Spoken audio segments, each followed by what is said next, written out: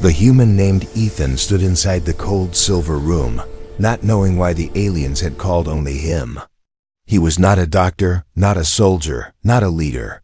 He was only a simple maintenance technician visiting the alien station to repair machines. But now he was standing beside a glowing table where a young alien girl lay, weak and trembling. Her skin shimmered like soft blue crystal, and her eyes were wide with fear. Several alien attendants stood far away from her, afraid to come close. They whispered among themselves, shaking their heads. None of them dared to touch her or even stand near her. Ethan felt confused, but he also felt a strange responsibility. They told him that something was wrong with the device connected to her body, and only a human hand could operate it, because the machine was made from human technology. So Ethan opened his small toolbox and pulled out a simple handheld scanner. It was a normal tool on Earth, nothing special, nothing dangerous. But the aliens reacted as if he had taken out a weapon. Their eyes widened, their voices went sharp, and they stepped even farther away. Ethan did not understand, but he kept calm. He had seen fear before, and fear was always stronger when someone felt helpless. The alien girl looked at him, her lips shaking.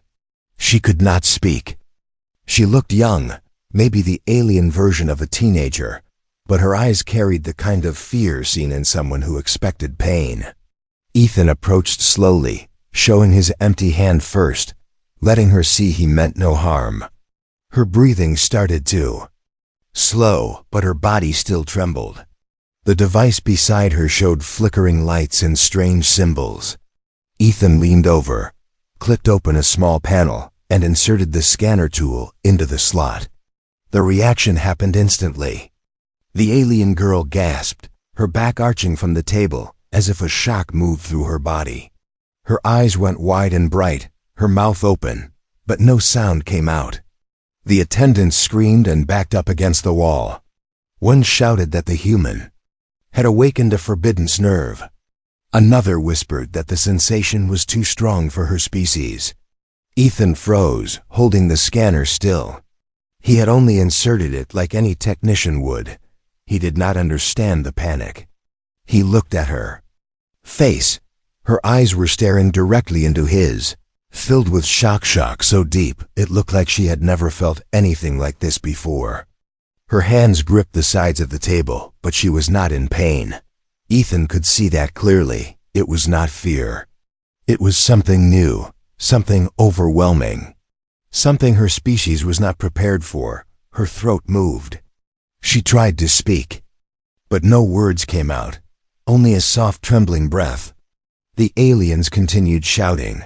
Some ran to call the station council. Others hid behind equipment. Ethan stood alone beside her, and she looked at him like he was the only stable thing in the room. The scanner beeped, signaling that the device was now repaired. The lights on the machine steadied, turning calm and smooth. Her breathing slowed, but she still stared at Ethan with wide, shocked eyes. It was her first time feeling whatever that sensation was, and she could not describe it, not even to herself. Ethan slowly pulled the scanner back out, and she gasped again, softer this time, but still intense. The room went silent. The alien stared. She blinked, finally able to form sound. One single word slipped out, weak and shaky, directed at Ethan. But the part ends before she speaks the word, leaving the moment hanging in the air, full of mystery, fear, wonder, and shock. Asterisk the moment after the alien girl tried to speak, alarms echoed through the hallway outside the medical chamber. Ethan stepped back, unsure if he had caused something dangerous, or if the aliens were simply overreacting again. The attendants rushed out of the room, leaving him alone with the girl still lying on the glowing table. Her eyes followed him, not with fear now, but with a strange awareness, like she was trying to understand who he was and what he had done to her body without meaning to. Ethan swallowed and looked at the scanner in his hand. On Earth, it was used to reset simple circuits and restart medical sensors, nothing more. But here, In this alien station, it had caused a reaction none of them expected. Footsteps approached, loud and fast, and soon the door slid open. A group of alien guards entered, dressed in dark armor and carrying staffs that hummed with energy. Behind them walked a tall alien official with sharp eyes and silver markings on his skin. He looked at the girl, then at Ethan, then at the tool. In Ethan's hand, he demanded to know what Ethan had inserted into the device.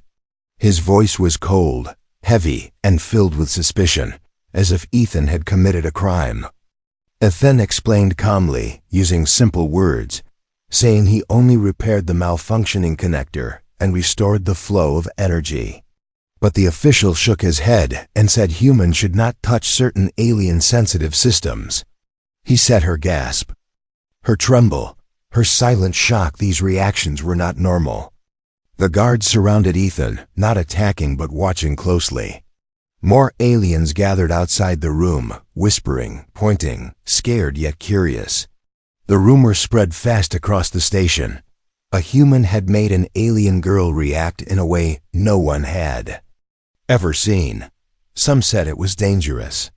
Some said it was unnatural. Some said it awakened something inside her species that had been sleeping for centuries. The girl slowly sat up on the table, still weak, but her eyes never leaving Ethan. She raised a hand as if trying to reach toward him, and the guard stepped forward, blocking her. She whispered something soft, a sound that resembled his name, but not fully formed. The official's eyes widened. He turned to the guards and ordered them to take Ethan for examination. Ethan did not resist. He knew panic only made things worse. He walked with them through the corridor, crowds gathering along the walls, staring at him like he was a creature from legend. Some aliens looked afraid. Others looked fascinated. A few looked angry, believing humans should not be here at all. The guards placed Ethan inside a circular room with transparent walls. It was not a prison, but it felt like one. They told him he would stay there until the council decided his fate. Ethan sat on the bench inside, thinking about the girl's face, her gasp, her shock, and how she looked at him like she had discovered something new in the universe. Meanwhile, the aliens examined the device he repaired. They ran tests, scanned the energy patterns, and argued. They could not explain why her reaction was so strong. One attendant, the only one brave enough to return to her side, asked the girl what she felt. She answered with broken words, saying it was not pain, not fear, but something intense and overwhelming that made her mind go blank. She said only a human caused it. The rumor spread again, louder this time. Some said humans carried hidden energy. Some said humans awakened lost senses. Some said humans were dangerous to touch. Inside the observation room, Ethan could hear faint echoes of voices outside, but he stayed calm. He had learned long ago that humans were always misunderstood when dealing with alien species. Hours passed and the lights dimmed to indicate evening. Cycle. But then, something unexpected happened. The alien girl left the medical chamber, weak but determined, pushing past attendants, guards, and rules. She walked slowly through the corridor, leaning against the wall for balance, her legs trembling but her eyes focused. She headed toward the room where Ethan was held. Aliens gasped, whispered, and backed away as she moved. No one dared to stop her.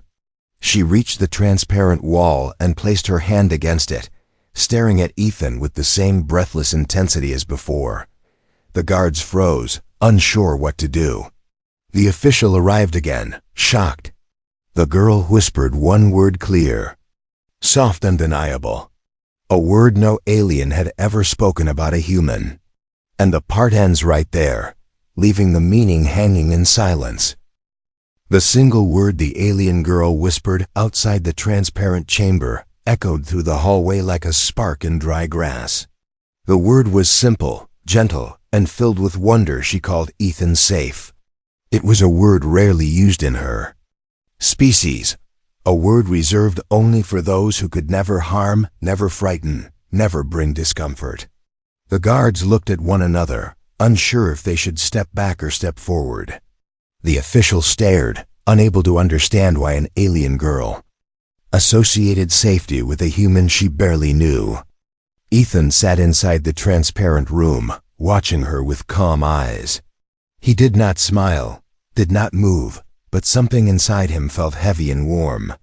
The girl pressed her hand harder against the smooth barrier, her fingers trembling, her body still, weak from whatever reaction the tool had awakened earlier.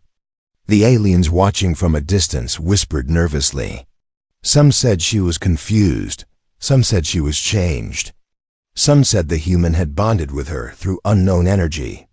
The official ordered the guards to separate her from Ethan, but when they stepped closer, she let out a tiny sound, almost like a frightened gasp, and every guard froze. Her species had a rule. When a vulnerable female expressed fear, no one was allowed to force her. The official clenched his jaw, trapped by cultural law. He ordered the scientists to observe instead. Attendants gathered scanners, energy readers, and mind-wave sensors, trying to measure whatever was happening between the girl and the human. The readings confused them even more. The energy around her body became calm only when Ethan looked at her. When he looked away, her heartbeat spiked. When his voice spoke gently through the barrier, her breathing steadied again. None of the aliens had ever seen such a reaction. They were a species that avoided touch, avoided closeness, avoided shared sensation. Yet here she was, reacting to a human with a sensitivity that made no sense. Soon the rumor grew beyond the medical wing. Workers, scholars, soldiers, and even children from the alien station came to see the girl standing outside the chamber. They peeked from corners, stared from balconies, and whispered stories that changed with every telling. Some claimed the human had awakened ancient instincts. Others said he had inserted forbidden technology into her nervous system. A few believed he could control her now. Ethan sat inside the chamber, watching the attention grow. He did not like crowds, and he especially did not like being at the center of something he never intended. But he stayed calm, because panic only made fear stronger. The girl slowly lowered herself to the floor, sitting with her back against the transparent wall, still facing Ethan. She looked tired, but she did not want to leave. The official finally announced that the council would be summoned. The council was a group of the oldest and most powerful aliens on the station. They judged disputes, cultural violations, and strange events that could affect their people. The room fell quiet when the announcement was made. Even the guards lowered their heads. The council never came unless the matter was serious. Ethan closed his eyes and breathed slow, preparing himself. Meanwhile, attendants tried to persuade the girl to return to her resting chamber, but she refused. She simply shook her head, weak but firm. Hours passed, and the waiting continued. The crowds outside grew even larger, and the station felt tense, like a storm waiting to break. Then the doors opened, and 3 tall alien elders entered, their skin marked with glowing patterns that showed wisdom and authority. The room fell silent. The elders examined the girl first. They asked what she felt when the human inserted the tool earlier. She struggled to explain, using simple broken words, saying it was strong, overwhelming, and new like thousands of sensations bursting at once. She said she could not breathe, could not think, and yet she did not want it to stop. The aliens stared, horrified and fascinated. No alien had ever described such intensity. Then the elders turned to Ethan. They asked if humans intended such reactions. Ethan answered honestly, saying the tool was harmless and only used for repairs. His calm voice, steady and grounded, made the aliens shift uncomfortably.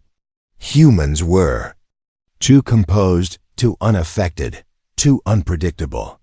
The elders whispered among themselves, deciding how dangerous this event truly was. Before they finished, something unexpected happened again.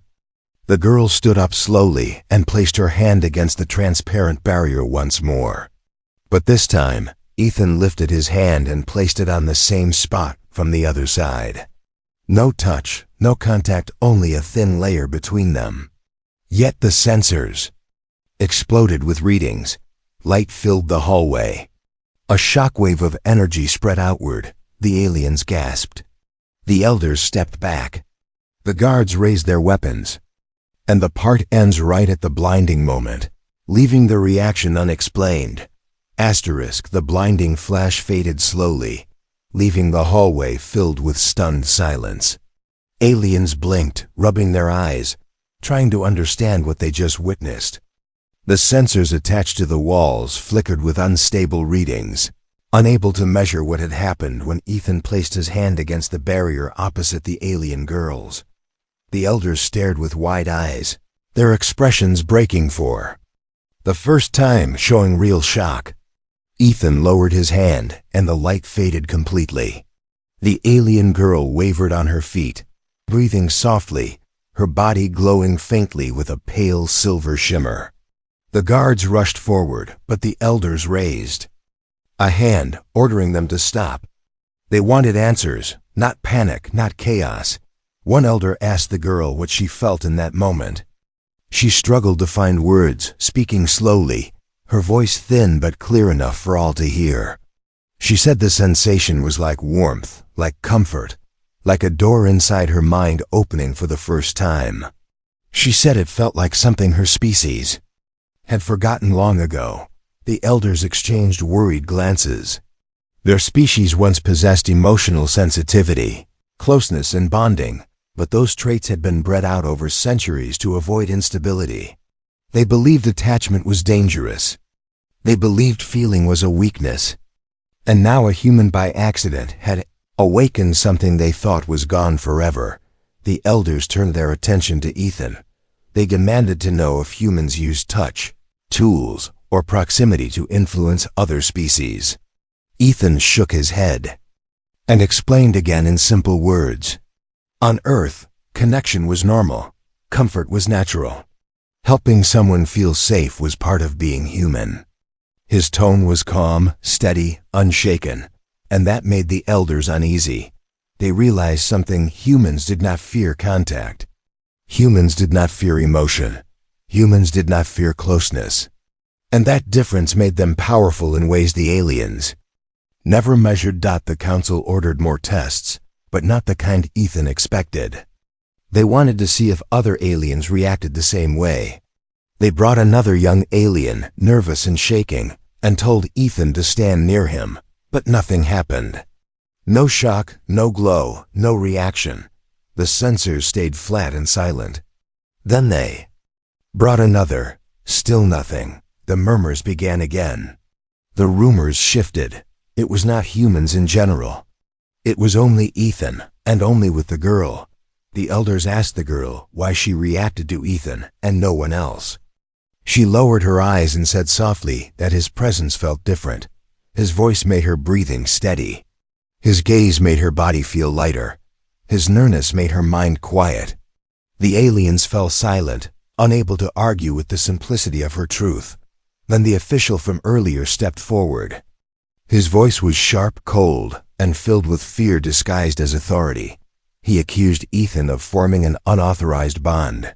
He suggested the girl should be isolated and studied. He said humans were unpredictable and dangerous. The crowd stirred, fear spreading like ripples through water. Before the elders could respond, the girl took a step forward, weak but determined. She said Ethan did not choose the bond, she did. Her voice trembled, but her words were clear. A bond chosen by an alien female could not be overridden by authority. The station laws protected her choice. The official's face darkened, but he could not fight the law. The elders ordered Ethan to be released from the transparent chamber. The guards opened the barrier slowly, unsure what would happen. Ethan stepped out, and the crowd held its breath. The girl swayed on her feet, and Ethan instinctively reached out, not touching her, only offering support through presence. Her breathing steadied immediately. The sensors confirmed it. The elders realized something even greater: humans did not need touch to influence.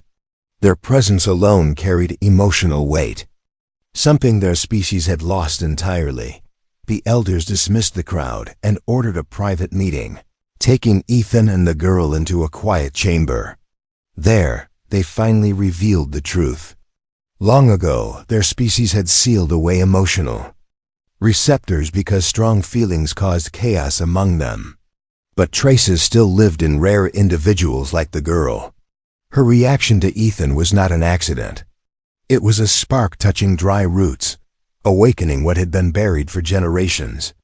Elders warned Ethan gently. If the bond grew stronger, the station might divide, some fearing change, others craving it. And then came the biggest twist. They said the girl's reaction meant one thing: something sacred in their culture, she had imprinted, on an alien, but on a human. The part ends with the elders saying the galaxy would not accept this easily. The word imprinted hung in the air like a heavy weight. Ethan did not fully understand its meaning, but he could feel the tension in the room.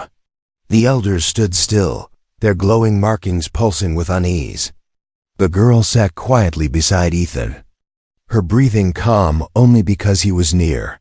The chamber felt too silent, as if even the walls were listening. Ethan asked gently what imprinting meant, and one elder explained with a slow, careful voice. In their culture, imprinting was a rare and ancient bond, something deeper than loyalty, stronger than fear, and more permanent than memory. It meant the girl's senses, emotions, and instincts now responded to Ethan without control. She could not detach, deny, or undo it. The elders said such bonds once caused wars among their ancestors, because those who imprinted would follow, protect, and defend without hesitation. Their species had worked for centuries to remove emotion, to remove attachment, to remove danger. And now a human had awakened it again, the official who disliked. Ethan stepped forward and slammed his staff against the floor. He said imprinting with a human was unacceptable.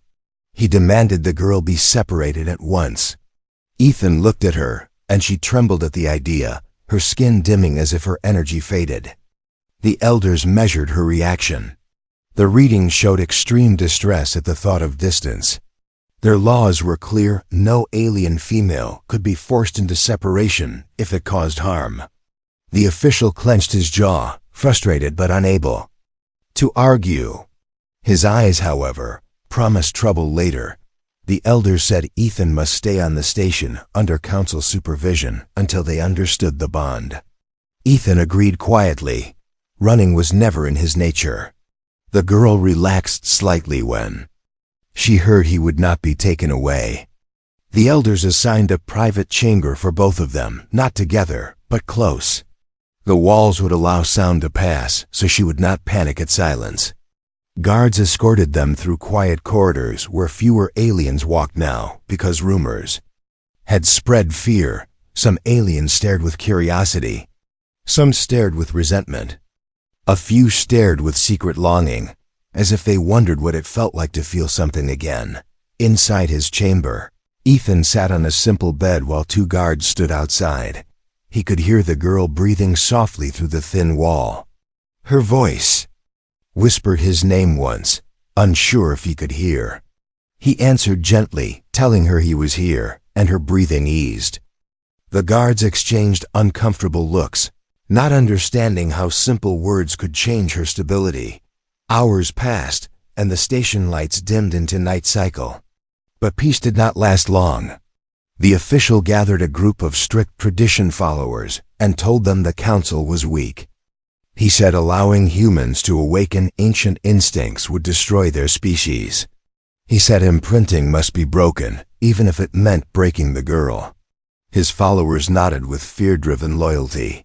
They planned to remove Ethan secretly and take him far from the girl until the bond shattered. Meanwhile, inside her chamber, the girl felt a strange stirring in her mind, something like a warning. Her species once had a sense for danger, and now that sense awakened too. She stood up, weak but determined, and pressed her hand against the shared wall. She whispered for Ethan to stay alert. He asked gently what she felt, but she could not explain, only saying something bad was coming. Ethan stood and looked at the door just as the hallway filled with footsteps too, many to be ordinary guards. The official and his followers arrived, blocking the corridor, their energy staffs glowing with threat. The guards stationed at Ethan's door hesitated, unsure who had authority. The official ordered them aside, claiming emergency control. Ethan stayed calm, but his instincts sharpened. The wall behind him trembled as the girl pressed harder. Sensing fear, the official opened Ethan's door and demanded he come with them. Ethan asked under whose authority, and the official answered with cold pride his own. Before Ethan could move, the girl's voice carried through the wall, louder than before, filled with something her species had forgotten: emotion. She cried out, and the energy in the air shifted. The sensors in the hallway lit up. The guards stepped back in fear. The official flinched. The girl emerged from her chamber, shaking but standing, her body glowing brighter than ever. The followers froze as she looked at them with eyes full of warning. The girl spoke a single command, ancient and powerful, a word unused for generations. The word meant, "Do not touch him." The hallway fell into stunned silence, and the part ends right there, leaving the confrontation hanging suspense. The ancient command spoken by the alien girl froze everyone in the hallway.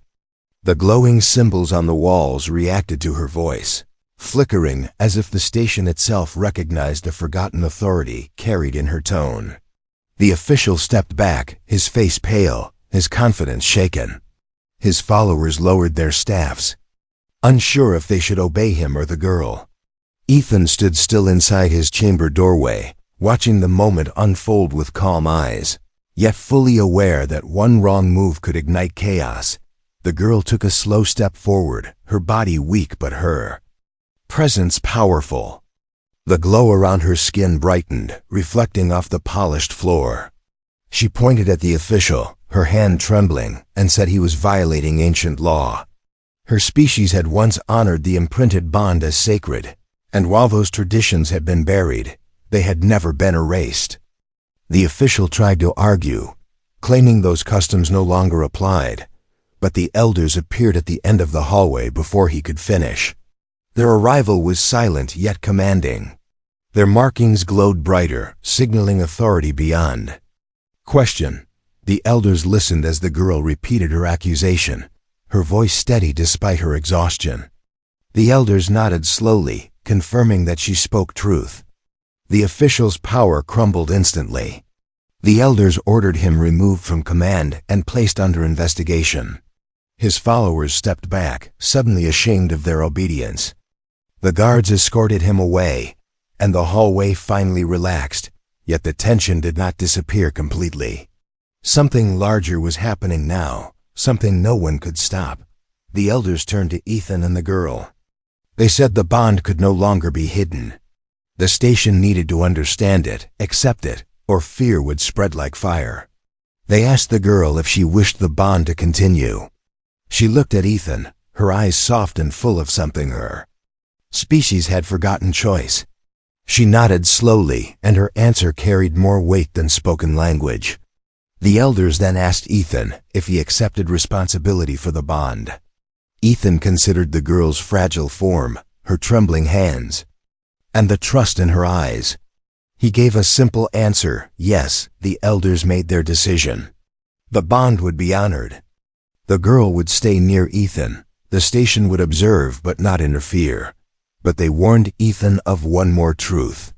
The girl's imprint would grow stronger with every moment shared. Her instincts would tie her closer. If danger came to Ethan, she would react with force beyond control. If someone tried to separate them, her body could collapse. The bond was not only emotional, it was biological. The elders then dismissed the guards and the watchers, leaving Ethan and the girl alone. In the corridor, she swayed again, exhaustion returning. Ethan stepped closer, not touching, but offering presence. Her breathing steadied, and she whispered that she felt lighter near him. Ethan guided her gently toward a resting chamber, specially prepared by the elders. The room contained soft lights, calming tones, and a transparent wall so she could see. Ethan through the connecting door. Inside the chamber, she sat on a cushioned bench and looked at him with curious eyes. She asked why humans did not fear closeness. Ethan explained simply that humans were made to feel, to connect, to comfort. She listened with wonder, like a child discovering a forgotten story. She told him that her species once lived that way. But fear of conflict made them remove emotion from their lives. Ethan replied that sometimes fear removes more than danger. It removes living itself. Their conversation continued softly, building connection without touch. The girl asked why Ethan did not run when the council examined him. He answered that fear never helped anyone heal. His calm voice soothed her, and she leaned back, letting her body rest fully for the first time. But outside the chamber, not everyone accepted the elders' decision. Whispers traveled through hidden corners of the station. Some aliens believed the bond could lead to chaos. Others believed humans might return emotion to their entire species. A few believed change was necessary. As night cycle deepened, the station lights dimmed. Ethan stayed seated where she could see him. The girl watched him with gentle eyes until sleep pulled her under. But just as silence settled, the station trembled slightly, as if something large docked outside. Ethan looked toward the window. He saw shadows moving across the glass. More ships were arriving, larger, marked with symbols of higher authority. Not everyone on the station wanted the bond protected. The part ends with the sound of a deep horn echoing through the corridors, signaling the arrival of someone powerful, someone who did not agree with the council. The deep horn echoed through the station, vibrating through the floors and walls like a warning drum. Ethan stood near the viewing panel and watched as massive dark ships docked outside. Their hulls were marked with sharp symbols of the High Directorate, the ruling force above the council. These were not visitors. These were enforcers. Their arrival meant only one thing: news of the imprint had traveled beyond the station. Someone had reported it. Someone wanted control. Someone feared the bond more than they feared war. Guards hurried through the halls, whispering orders. The elders gathered again, their markings glowing in a worried rhythm. The alien girl woke. From the tremor, her eyes wide, her breathing fast. Ethan spoke softly, and she calmed, but not fully.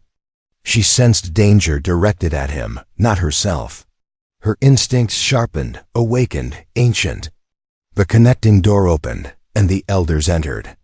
They said the directorate demanded the girl be taken for examination, and the human returned to Earth immediately. The girl shook her head before they finished speaking. Her skin flickered with panic, and the reading spiked again. The elders said they would try to negotiate, but there was little hope. The directorate followed no emotional law, no cultural protection, no ancient rule. They only followed control. Ethan asked what would happen if they refused. The elders answered quietly. The directorate might remove Ethan by force. And if they tried, the bond could trigger a reaction strong enough to harm the girl's body or destabilize her mind. The girl stared at Ethan, fear building, but Ethan remained calm. He looked at the elders and said something simple: humans do not abandon those who trust them. The elders stared at him, surprised. No alien would have said such a thing. No alien would have meant it. Moments later, the station doors opened, and the directorate commander entered, a tall alien with cold eyes and armor that reflected the room like a mirror. He ignored the elders and pointed at Ethan, saying he was to be removed immediately. The girl stepped between them, weak but unshaking. The commander ordered guards to seize her, but the moment they moved, the air changed. The energy in the hall vibrated. The sensors on the walls flashed red. The girl's imprint reacted, not with violence, but with a powerful field of protective force. the guards could not step closer. The commander narrowed his eyes and said the bond was a threat. Ethan stepped forward, not touching her, only standing beside her. The field changed again, becoming calm, steady, controlled. The sensors recorded something impossible. Humans could stabilize alien emotional energy simply by being present. The commander stared, confused and unsettled. Ethan spoke clearly, using basic words. He said humans survive because they feel. Humans grow because they care. Humans protect because they choose to. The aliens listened, silent and still. Ethan said humans were not dangerous, fear was. Silence filled the air. Even the guards lowered their weapons slightly. Then something unexpected happened. Other aliens, workers, attendants, quiet observers stepped forward from the edges of the hall. They looked at the girl, then at Ethan, and something awakened in them as well. A longing, a memory, a forgotten warmth. They did not imprint, but they felt echoes of emotion. The Directorate commander realized that if the bond continued, their species might regain what they had lost: connection, compassion, instinct, closeness. And that terrified him. He ordered one last attempt to remove Ethan by force. But before the guards could move, the girl spoke again, this time with strength she did not have before. She said if Ethan was taken, she would follow, and if she followed, others would too. The commander hesitated. He saw the hall watching, the elders watching, the guards unsure, the people awakening. Removing Ethan might cause the very thing he feared to spread. Finally, the commander withdrew, saying the Directorate would monitor but not intervene yet. The elders exhaled with relief. The crowd stepped back. The danger passed, but only for now. Ethan remained beside the girl, and she looked at him with quiet certainty. The elders said the station would adapt. The bond would be studied, but not broken. Other humans might one day arrive.